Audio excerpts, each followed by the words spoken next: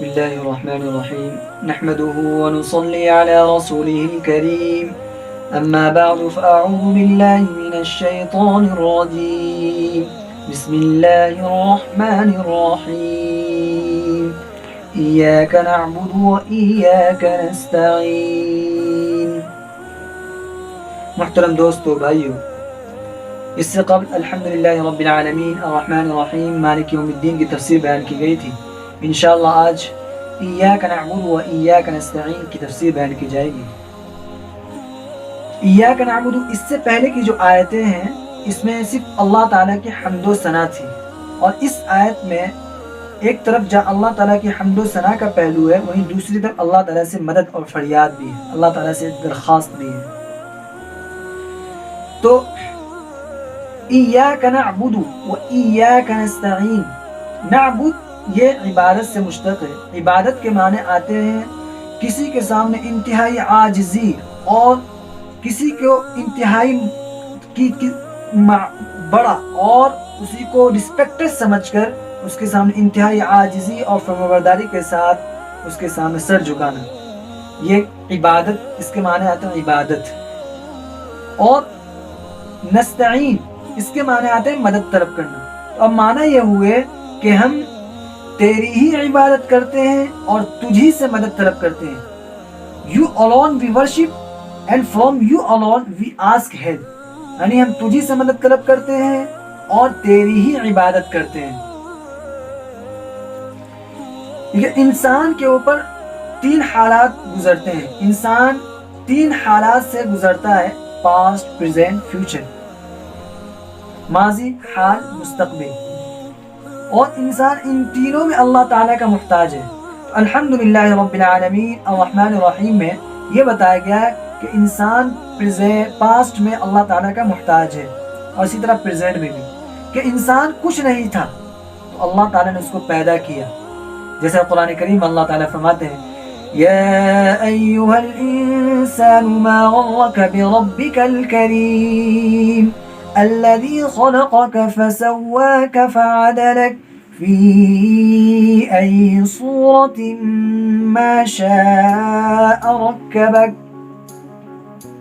کہ اللہ نے تمہیں پیدا کیا، اور صرف پیدا ہی نہیں کیا بلکہ پھر برابر کیا، برابر بنایا، یعنی ہمارے تمام پارٹس آف باڈی کو اس کی صحیح جگہ پہ فٹ کیا.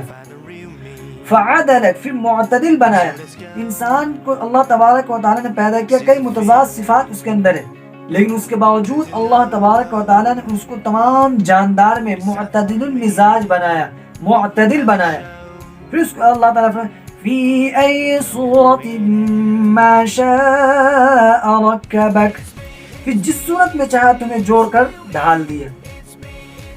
انسان، اللہ تبارک و تعالیٰ نے بے شمار انسان پیدا کیے، اربوں کروڑ انسان پیدا کیے، اور ہر ایک کی شکل و صورت الگ بنائی.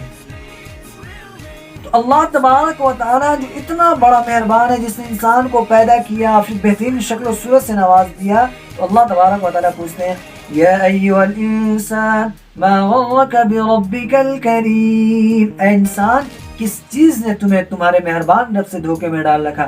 اس ذات سے جس نے تمہیں بہترین شکل و صورت سے نوازا، تمہیں پیدا کیا، تمہیں معتدل مزاج بنایا. ایسے عظیم الشان رب سے، ایسے مہربان رب سے کس چیز نے تمہیں دھوکے میں ڈال رکھا ہے؟ اس کا مہربان ہونا، اس کا مہربان ہونا تو تمہیں اللہ تعالیٰ کی طرف مائل کرنا چاہیے تھا، تم اللہ تعالیٰ کی طرف تمہیں جانا چاہیے تھا اس کے مہربان ہونے کی وجہ سے، نہ یہ کہ اس کے مہربان ہونے کی وجہ سے تم اللہ تعالیٰ سے دور ہو. جیسا کہ حسن بصری رحمۃ اللہ علیہ فرماتے ہیں: کم من مغرور تحت الستر وهو لا يشعر. کہ کتنے ہی مغرور ایسے ہیں جو اللہ تعالیٰ کے پردہ کے تحت ہے، اللہ تعالیٰ نے اس کے گناہوں پر، اس کی بہت ساری چیزوں پر اللہ تبارک و تعالیٰ نے پردہ ڈال رکھا ہے اور اس کو پتہ نہیں ہے. تو یہ اللہ تعالیٰ کی جو احسان ہے، اللہ تعالیٰ جو مہربان ہے، اس کا نتیجہ تو یہ ہونا چاہیے تھا کہ اللہ تبارک و تعالیٰ کی طرف مائل ہو، لیکن انسان اللہ تعالیٰ سے دور ہو گیا ہے.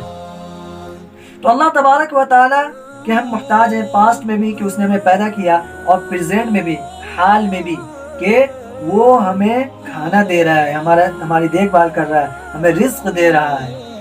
اور اسی طرح ہم اللہ تعالیٰ کے محتاج ہیں فیوچر میں بھی، یعنی مستقبل میں بھی، کہ مالک یوم الدین، جس کو اس میں اس آیت میں اللہ تبارک و تعالیٰ نے فرمایا کہ روز جزا کا مالک ہے، اور روز جزا میں یعنی بدلے کے دن میں صرف اللہ ہی تعالیٰ مددگار ہوگا، اللہ ہی تعالیٰ سے مدد طلب کی جائے گی، اس کے علاوہ کسی سے مدد طلب نہیں کی جائے گی۔ اللہ ہی تبارک و تعالیٰ ولی اور کارساز ہے۔ تو انسان پاسٹ، پریزنٹ، فیوچر ان تینوں حالتوں میں اللہ تعالیٰ کا محتاج ہے۔ جب اللہ تبارک و تعالیٰ کا انسان ان تینوں حالتوں میں محتاج ہے تو عبادت کے لائق بھی وہی ہے جس کا انسان محتاج ہے۔